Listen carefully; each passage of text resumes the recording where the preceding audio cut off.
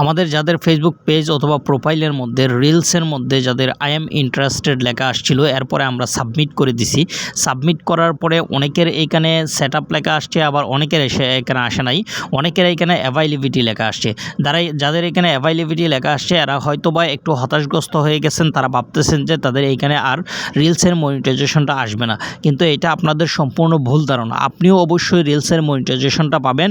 এটার মানে হচ্ছে মনিটাইজেশন পাওয়ার জন্য, রিলসের মনিটাইজেশন পাওয়ার জন্য যেসব ক্রাইটেরিয়া আছে এইসব ক্রাইটেরিয়া আপনাদের পূরণ হয় নাই।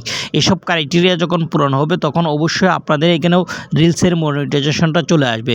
এখন যাদের এখানে রিলসের মনিটাইজেশনটা ছিল, মানে ক্রাইটেরিয়াগুলো যাদের পূরণ হয়ে গেছিলো, ওদের এইখানে সাবমিট করার পরে ওদের 24 ঘন্টার মধ্যেই দেখা গেছে রিলসের মধ্যে সেট আপ বাটনটা চলে আসে।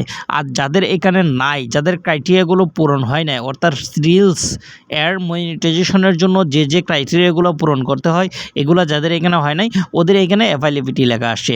এটার মানে হচ্ছে এখানে দেখেন ইংলিশে একটা লেখা আছে, ইংলিশের লেখাটা যদি আপনি পড়েন এখানে লেখা আছে this tool is not available to you yet, মানে আপনার জন্য এই ইয়াটি এখনও আপনার জন্য প্রযোজ্য না, মানে এখনও আপনি এটার ক্রাইটেরিয়াগুলো আপনি এখনও পূরণ করতে পারেন নাই।